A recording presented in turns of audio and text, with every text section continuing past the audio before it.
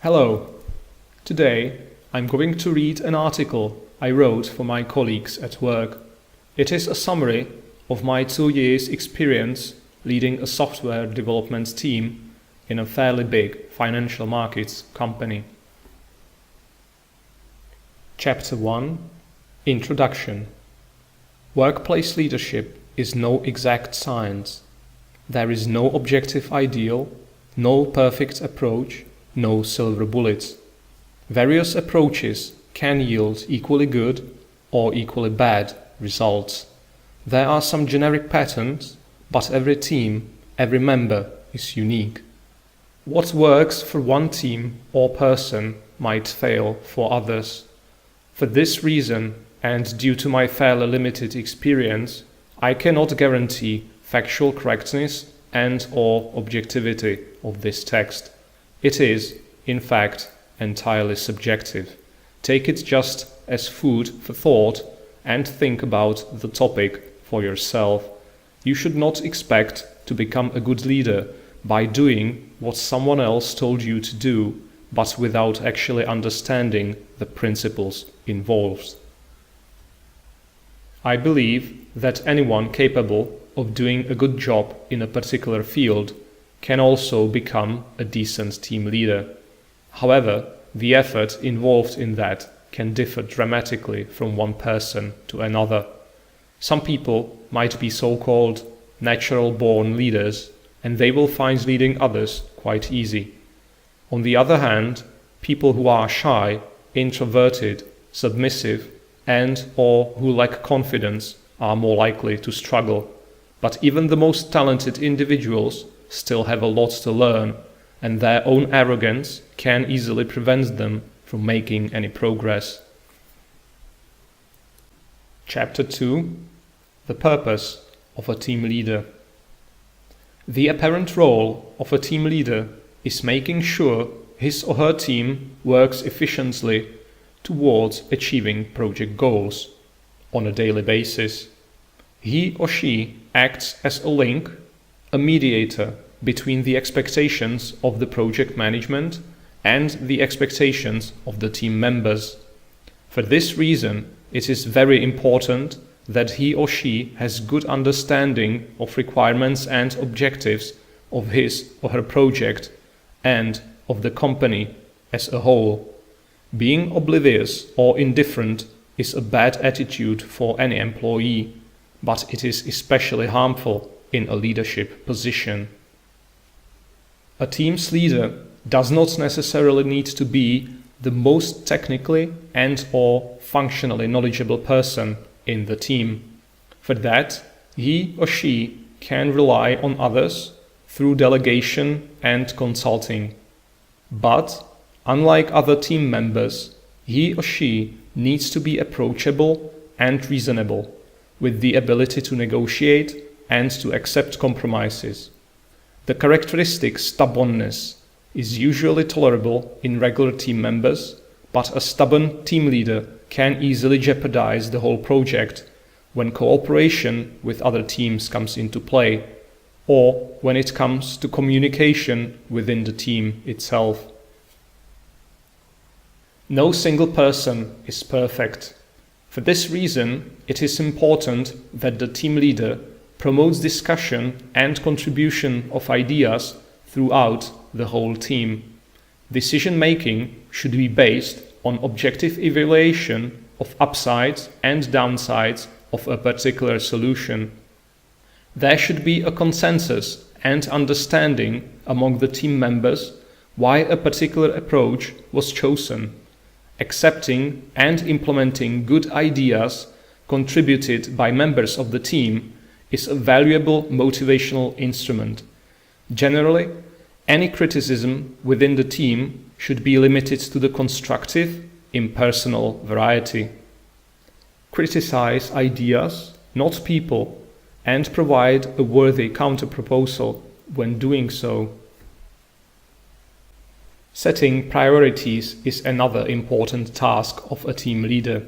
He or she should make sure that the team members always have some work to do and that they work on the most important things first. Any time wasted throughout the project's duration might be missing as deadlines approach. However, priorities are rarely set in stone. New serious problems might appear, so the relative order of priorities should be updated as necessary. Interruption of current work in favor of a more pressing issue should be considered, despite being unpopular among the team members. Planning, tracking and reporting of work should not be perceived as some necessary evil enforced by the management. It is a valuable indicator for the team leader that his or her team is on track. It allows timely detection and resolution of problems. It helps prevent unpleasant surprises at the project's deadline. It supports proactivity, anticipation and avoidance of problems before they actually happen, which is another important quality of a good team leader.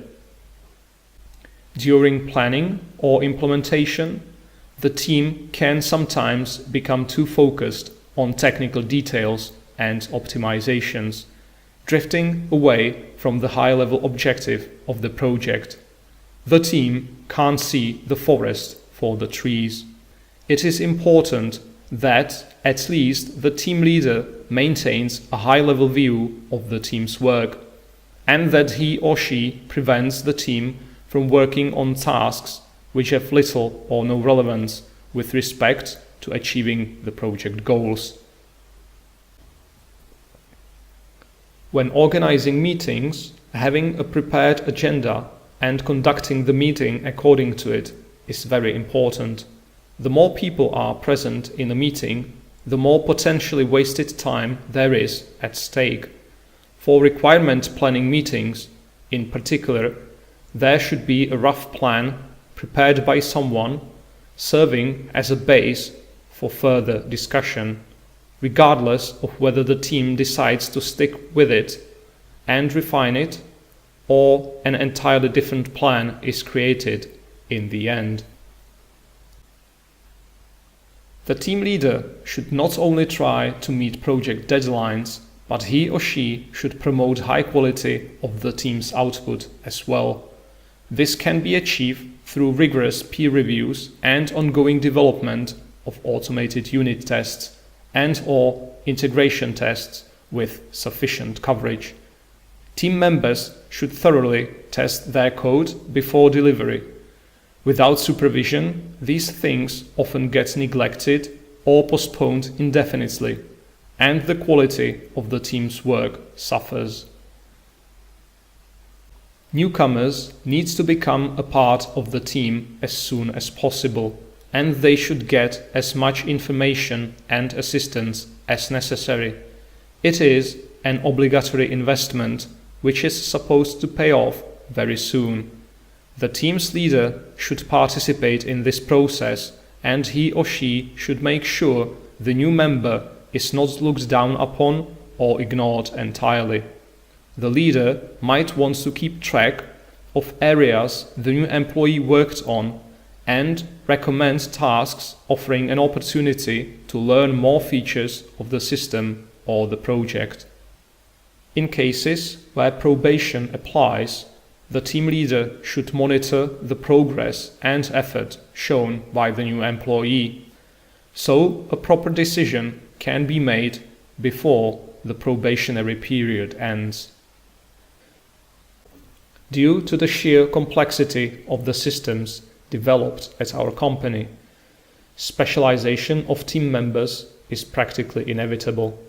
However, this also poses a significant risk of certain functional or technical areas being entirely monopolized in the hands of a single person. Absence of such a team member, even when anticipated, might severely impact the team's ability to analyze and solve problems. It is therefore important that the team's leader actively works against this. For any given area or agenda, including the agenda of the leader him or herself, there should be at least one more team member familiar with it. Keeping this in mind is especially important whenever a key member is about to quit. Provided the project's budget allows for this, the team should also maintain detailed technical documentation as a fallback. Chapter 3: Problems and Obstacles. Coming from a position of a regular team member, a first-time team leader will have to accept the often sad fact that his or her former activities within the team are now of secondary concern. The primary agenda is that of a leader, with empowerment of others being its most potent aspect. Reversing the priorities, continued focus on one's individual contribution instead of leading the team is likely to have negative consequences. There's only so much work a single person can do, and it can hardly make up for multiple other team members working at a lower efficiency or not at all, especially in bigger teams. The above, combined with the occasional nature of leadership activities, will inevitably lead to increased context switching. This will, in turn, lead to decreased efficiency while doing baseline work. The team leader should therefore avoid working on critical project tasks, which means tasks prone to blocking others or delaying the whole project when not done as soon as possible. The frequent interruptions of lower priority activities can easily lead to backlogs of 5 items or more. Relying on one's memory to resume interrupted activities just might not be enough anymore. People do forget. Using pen and paper and keeping a to-do/progress list can make the context switching much more robust. Having everything written down at the end of the day or week will also mean that one does not need to keep everything in mind while at home. This can improve one's comfort and reduce stress, which is another important factor of the team leader's job. When there are problems in the project, or when there are too many things going on at the same time, the team leader could face increased pressure and stress. In the long run, this can have devastating neurological and physiological consequences. While recreational activities can alleviate some of this, the more effective approach lies in adjusting one's own perception. Apart from his or her own actions, there's actually very little that the team leader can influence or control directly. Even doing one's best might not be enough due to decisions and actions of other people, both within and outside of the team. In any given problematic situation, just ask yourself, what is the best thing I can do to improve or fix the project? Then give it a good thought and do it. In case it does not work, just think or ask others if you could have done something better. If so, do it the next time. No one is perfect, and people do make mistakes. It is important to learn from them and avoid repeating them. Feeling depressed over one's past mistakes and drowning in guilt never accomplished anything. And it makes even less sense when something fails despite you doing your best. Adopting a distant, impersonal, forward-looking, almost robotic attitude towards the job can be a useful technique when dealing with extreme levels of stress.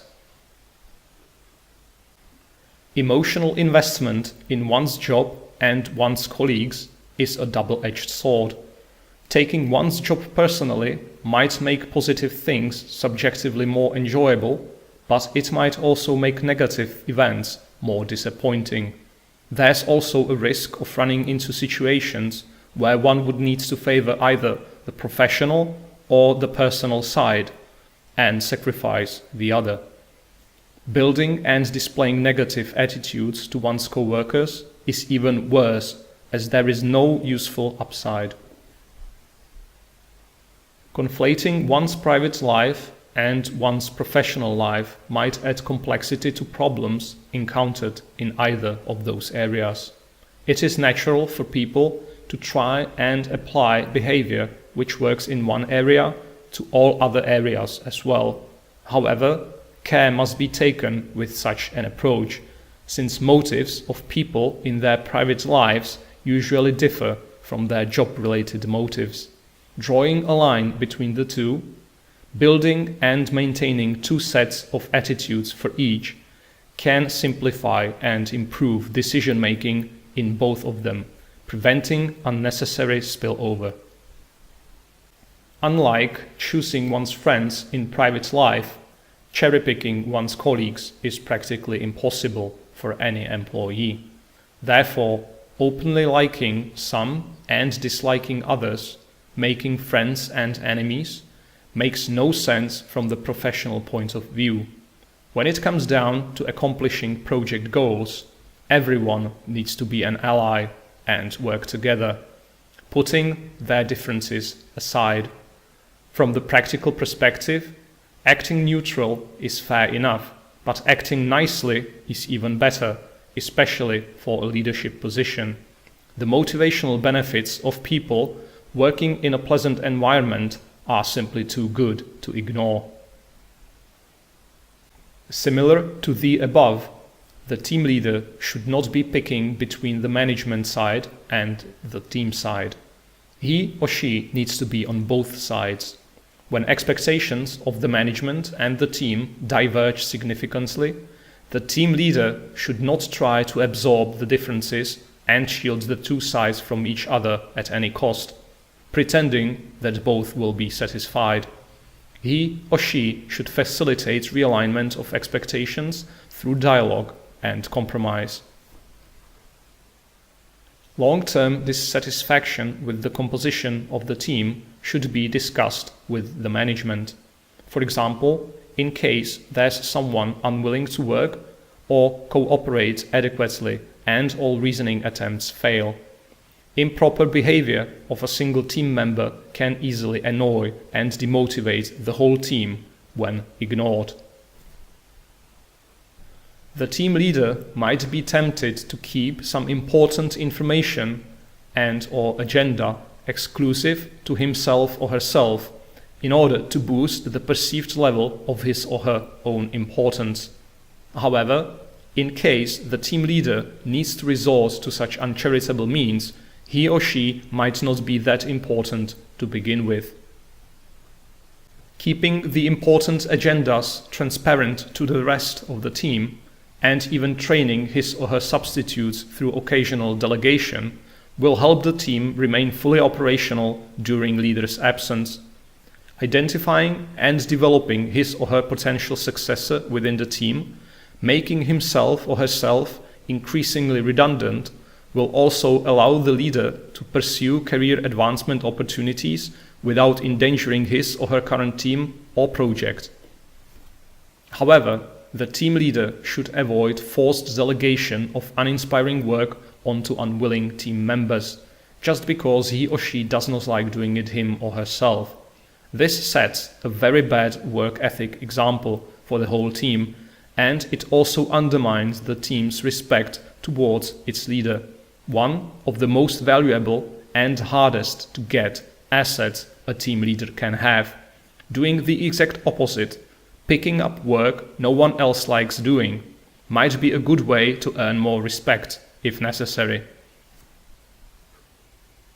The role of a team leader is the first position where an employee becomes somewhat superior to other members of the team. One might feel tempted to hijack all decision-making within the team, start ordering people around, and so on.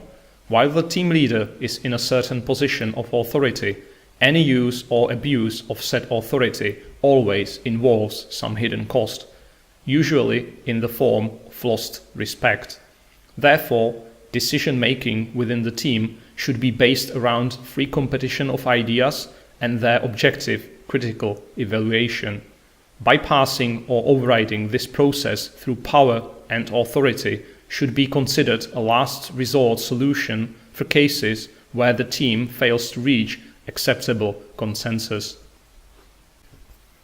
While a certain degree of micromanagement might be necessary in case of new team members, any prolonged use of this technique in order to achieve acceptable performance is usually a sign that either the member or the leader should not be in their position. Just like making decisions based on authority, micromanagement can quickly become a major source of demotivation and frustration for both the team members and their leader. Last but not least, there's the team leader's own ego.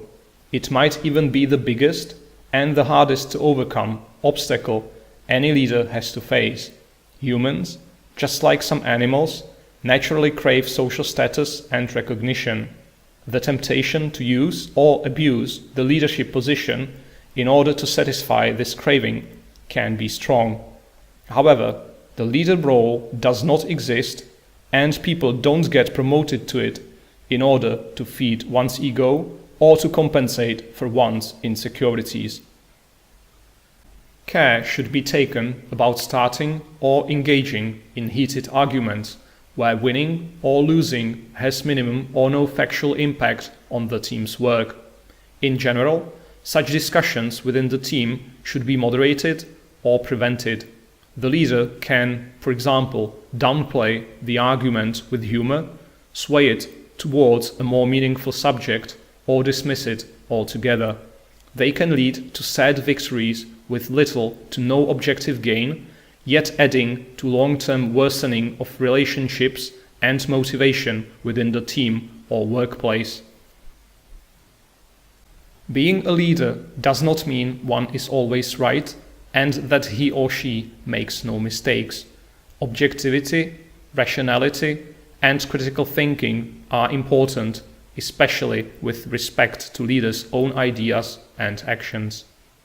A leader must be able to openly admit that he or she does not know or that he or she made a mistake, not only to others as a mere gesture, but also to him or herself. While this might be perceived as weakness, it is still better than hiding behind one's authority, which is likely to be seen as outright incompetence. What a leader lacks in expertise, he or she can partially offset with abundance of morals and virtues. Honesty, modesty, honor, patience, and so on. Possessing both expertise and morals should be the desired state. Chapter 4. Should I strive to become a team leader? Our company does not recognize the team leader position as an official title. There is no guaranteed increase in salary or any other benefits directly associated with it. He or she is still a baseline employee expected to do the normal work, just with some additional agenda on top of it. From the purely material perspective, becoming a team leader makes little sense. It simply isn't worth all the hassle. One needs to be interested in the opportunity to learn new things outside of the technical realm, or see it as a potential management career gateway. In case you desire neither, focusing on functional and/or technical expertise is likely a better choice. Unlike dealing with people, designing systems is very straightforward, and there's much higher degree of control over the outcome, because it is objective and deterministic, unlike the human mind. Chapter 5. Final words.